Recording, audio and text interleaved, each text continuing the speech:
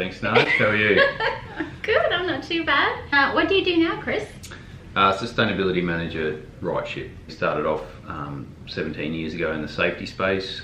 Environmental probably came in more 7 or 8 years ago. Saw in the market there was a gap in the market there in terms of transparent information. We're a shipping company. We don't own any assets or ship any products. BHP or Cargill or Rio Tinto, they move huge amounts of cargo around the world every year, and we basically assist them to make better decisions in their supply chain on how safe a ship is and how environmentally efficient it is as well.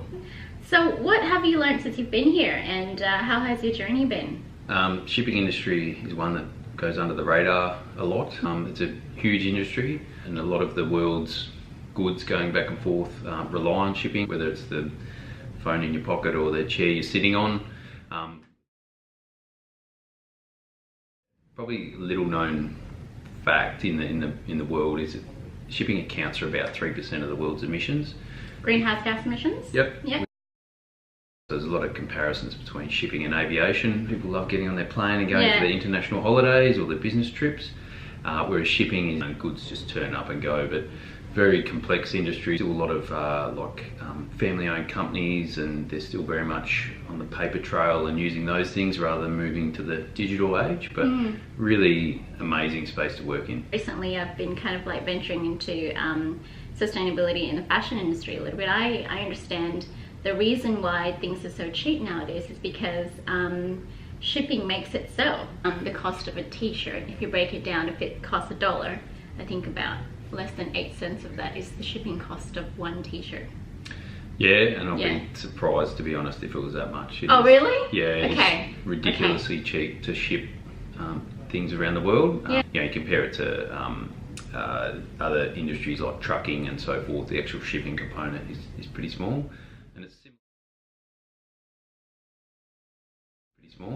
And it's similar for the greenhouse gas emissions that come of it too. It's the most efficient form of transport in terms of CO2, like heavy fuel oil or bunker fuel like sulphur and so forth. Right. So it's not so much the CO2 that's a problem out of the ships, it's more the particulate matter and other issues like that, and things like that. So big issue, particularly with a lot of cities are growing around their ports, and a lot of people are living near ports, and they're having a lot of trouble with the emissions and the noise that come from ships. Is that part of your job to kind of track some of these emissions for your clients?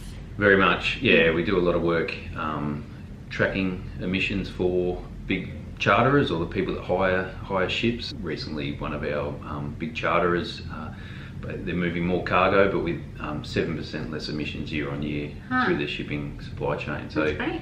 Yeah, got some media hopefully coming out soon on that, but really exciting. Success story. Yeah. Definitely is the forecasting of the airplanes. Yeah. No one asks about, offsetting your carbon emissions when you ship your product or something from Amazon. What kind of obligations does your industry have in terms of reporting and actually doing a little bit better in terms of sustainability? There's no real need to report. There's scope 3 emissions. Okay.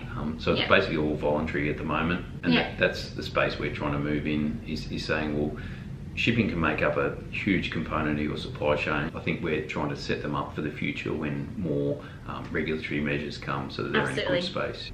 How can we give you information so you can measure what you're doing and then manage it? You don't measure, you don't know. Exactly. Something that we're doing more now is the human element. So the seafarers on board the ships, whether they're abandoned in a port, for example, with no food and resource. Sometimes these guys don't get paid properly, and RightShip does a lot of work in that space. With the modern slavery Act, I was going to mention that. Yeah, not only in the UK but in Australia, it's becoming a bigger and bigger issue. Yeah, the reason why I love working in sustainability is that you understand that everything's interconnected. Yeah. So you obviously have clients in the mining industry, and they're going to be needing to report on the Modern Slavery Act legislation that's just come through in Australia recently. Yep. Did you know that you were going to be in this position or this type of career when you finished your degree? Yeah, so I did environmental science. Yeah. Bachelor of Environmental Science many years ago. So did I know? No, I didn't know.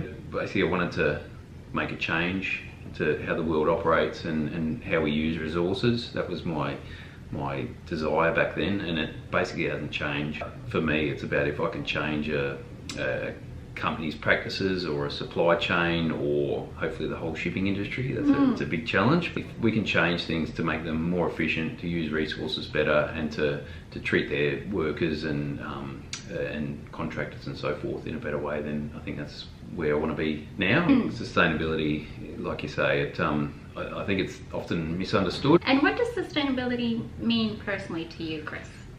That is a really tough question. What we do in either business or day-to-day life, using things that have, say, longer lifespans and use them in better ways, rather than I've got a plastic cup and I'll throw that away. And eliminating those type of wastes and inefficiencies and making things go round and round in circles. And do you need to use it to start with, and then recycling, and then using things that are sort of finite in a better way. You know, there's a lot of sustainability professionals working in a lot of industries, and if you didn't know about the shipping industry, then you can find out a little bit more about it. I'm sure there's lots of literature on the internet. But what is your website? RightShip.com. Lots of information there, and I'm happy if people want to get in contact, environment@rightship.com. Okay. We can answer any of your questions, and Great. if there's any people wanting to ship goods out there more efficiently, happy to talk to you. Yeah. It's not about the business bug, but yeah, sure. it's more for the greater good. Yeah, absolutely. I do have one last question. So we usually finish this session with a question about lunches.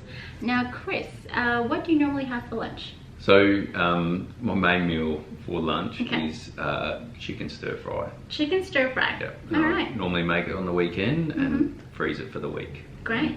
Thanks, Kris, for your time today, and I hope you guys have enjoyed this episode. If you have any questions, I'll put up the link in this video below. Thanks, guys. Thanks, Kris. Thanks, Naj.